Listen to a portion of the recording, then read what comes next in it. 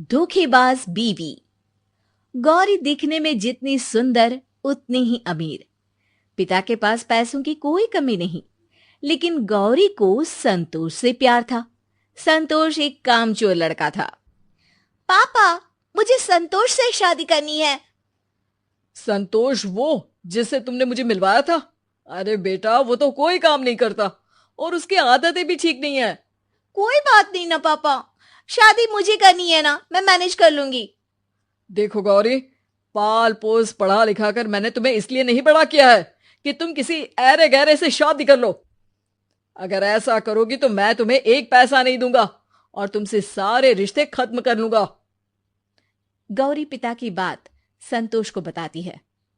अरे गौरी देखो, माता पिता का साथ सबसे ज्यादा जरूरी है, तो तुम वही शादी कर लो जहां वो बोलते हैं।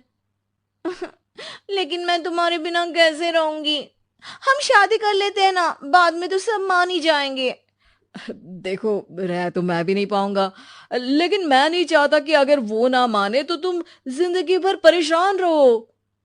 खैर, गौरी की शादी विवेक से हो जाती है। सरल, सुंदर और मेहनती। लेकिन एक दिन गौरी के फोन पर संतोष का फोन आता है। संतोष, तुम मुझे फोन मत किया करो, अब ये सब ठीक नहीं है। मेरे पति बहुत अच्छे हैं और मैं उन्हें धोखा नहीं दे सकती। हाँ हाँ गौरी, वो तो मैं भी नहीं चाहता। बस मैं मर रहा था तो सोचा तुम्हें बता दूं। तुम्हारे जाने के बाद मुझे ना भूख लगती थी ना प्यास। अब तो मैं इतना कमजोर हो गया हूं कि कभी भी मर सकता हूं। गौरी इमोशनल हो जाती है। नहीं नहीं संतोष, जीवन जीने का ये तरीका ठीक नहीं। अपने आज को संवारो प्लीज। क्या करूं, पिता की बीमारी में काफी पैसे लग जाते हैं, कुछ बचता ही नहीं। तुम मुझे अपना अकाउंट नंबर दो, मैं तुम्हें कुछ पैसों की मदद कर देती हूँ। जब तुम्हारे पास पैसे आए तो लौटा देना। अरे नहीं नहीं, मैं इतना भी बेगैरत नहीं हूं जो अपनी गौरी से पैसे लूं। तुम ठीक बोल रहे हो। संतोष सक पका जाता है। अरे नहीं नहीं, मतलब तुम इतना जिद कर रही हो तो दे दो, लेकिन हाँ, अकाउंट में नहीं, कैश लेकर तुम खुद आओगी मुझे देने पैसे। मैं अपनी गौरी को देखना चाहता हूं। अब क्या था, बेचारी गौरी पति के नेक होने के बावजूद भी संतोष की चालाकी भरी बातों में फंसती चली जाती है। गौरी, ये हार कितना सुंदर है। वैसे कितने गहने हैं तुम्हारे पास गौरी? बहुत। पापा की इकलौती थी तो नए गहनों के साथ दादी और माँ का खानदानी सारा गहना मुझे ही मिला। फिर पति भी ज्वेलर्स है तो यहां से भी अच्छा खासा। करोड़ों के गहने हैं मेरे पास। अच्छा, लेकिन रहते तो सारे पति के पास ही है ना? अरे नहीं नहीं, क्यों भला? पर हाँ, पुराने सारे तुड़वा कर मैंने इनको ही दिए हैं, नए डिजाइन के बनवाने के लिए। आज तो आ भी जाएंगे। अच्छा छोड़ो ना, कल मिलता हूं। आज जरा पापा को लेकर अस्पताल जाना है। अच्छा सुनो, कुछ पैसे हो तो आते ही लौटा दूंगा मैं। नहीं, कैश तो बस ये 20-30 हजार ही है। दे दो, फिलहाल इतने से ही काम चला लूंगा। गौरी घर आती है जहां पति खाने पर उसका इंतजार करता है। अरे आप सोए नहीं, और खाना? खाना कभी खाया है तुम्हारे बिना जो आज खा लूंगा? चलो जल्दी से चेंज करके आ जाओ, खाना साथ में खाते हैं। मैं तो खाकर आई हूं, आप खा लीजिए। ये बोलकर वो कमरे में चली जाती है। अब गौरी और संतोष का मिलना जुलना बढ़ जाता है। वहीं संतोष की माँ उस पर शादी का दबाव बनाती है। अरे संतोष, कोई नौकरी कर ले तो कम से कम मैं किसी लड़की के घर वालों से बात करने लायक तो बनूं। अरे माँ, सोने का अंडा देने वाली मुर्गी हाथ लगी है, तो मैं क्यों नौकरी करके अपनी जिंदगी के सुनहरे पल खराब करूं? हैं? सोने का अंडा? अरे वैसे बेटा, मैं पूछने ही वाली थी कि इतने पैसे तू ला कहां से रहा है। अरे माँ, ये तो छोटी मोटी चाल है। अभी तो मैं वो गेम खेलूंगा कि करोड़ों का माल एक ही बार में झोली में।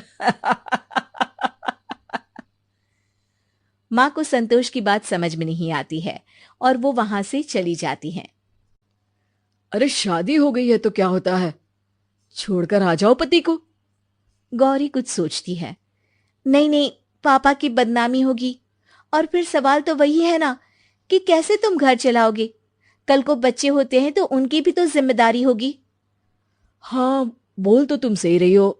मैं ना एक बिजनेस करना चाहता हूँ, लेकिन उसमें बहुत पैसा लगेगा। पर हाँ, एक बार बिजनेस सेट हो गया तो ये जो गहने मिले हैं ना तुम्हें ससुराल और मायके से, इसके भी 3 गुना गहने मैं तुम्हारे लिए अकेले ले आऊंगा। गौरी कुछ सोचती है। संतोष, अब तो मैं भी तुम्हारे बिना नहीं रह सकती, पति के साथ भी नहीं रह सकती, क्योंकि मैं प्यार तो तुमसे ही करती हूँ। तुम्हारा बिजनेस चल पड़ेगा तो पापा को भी मना लूंगी। हाँ, लेकिन बिजनेस में लगने वाला पैसा कहाँ से आएगा गौरी? देखो संतोष, ये हो सकता है कि मैं सारे गहने लेकर तुम्हें दे दूं। फिर बिजनेस सेट हो जाए तो वो सारे गहने तुम मुझे वापस कर देना और मैं उन लोगों को वापस लौटा दूंगी। और फिर मैं तुम्हारे पास आ जाऊंगी, हमेशा हमेशा के लिए। संतोष को तो जैसे मन मांगी मुराद मिल गई हो। ठीक है गौरी, जैसा तुम सही समझो। लेकिन देखो, ये काम ना कल ही कर देना। मैं नहीं चाहता कि मैं तुमसे और दूर रहूं। प्लान के मुताबिक गौरी चोरी से सारे गहने संतोष को दे देती है। गौरी, मैं 2 महीने में काम सेट करके वापस आ जाऊंगा। गहने छुड़वाकर तुम उन लोगों को दे देना, फिर हम दोनों साथ रहेंगे। गौरी भी खुश हो जाती है। लेकिन 2, 3, 4, 5 महीनों के बाद 7, 8 महीने भी बीत जाते हैं, लेकिन संतोष तो वापस नहीं आता। गौरी समय के साथ परेशान सी रहने लगती है। वो ना तो कुछ खाती है और ना ही कुछ पीती है। गौरी, मैं भी अब तुम्हारे साथ भूख हड़ताल में रहूंगा। मैं तुम्हें यूं मरता नहीं देख सकता गौरी।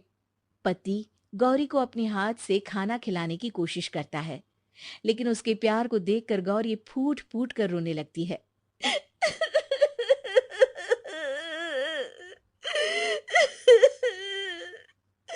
मुझे माफ कर दीजिए, मैं काफी शर्मिंदा हूँ। मैंने आपके जैसे देवता समान पति को धोखा देने की कोशिश की।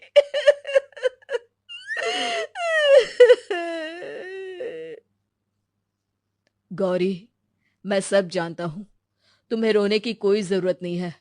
वो इंसान गलत था, ये तुम्हारे पिताजी ने मुझे पहले ही बता दिया था। बस मैं ये इंतजार कर रहा था कि तुम्हें समझ में आ जाए। तुम समझ गई हो। बस अब मुझे क्या चाहिए? लेकिन मैंने उस धोखेबाज आदमी को गहनों का पूरा बैग दे दिया था, जिसमें मेरे मायके और ससुराल के मिलाकर करोड़ों के गहने थे। तुम्हारा एक एक गहना मेरे पास रखा है। मैं समझ चुका था, इसलिए मैंने गहनों की डिजाइन भी बदल दी और तुम्हें नकली गहनों का बैग मैंने दे दिया। असली वाले तो मेरे पास है। और वो असली गहनों का बैग गौरी को दे देता है। गौरी खुश होकर पति के गले लग जाती है। अच्छा हुआ कि वो नहीं आया, वरना पता नहीं मैं कैसे आपके जैसे पति को दोबारा पाती।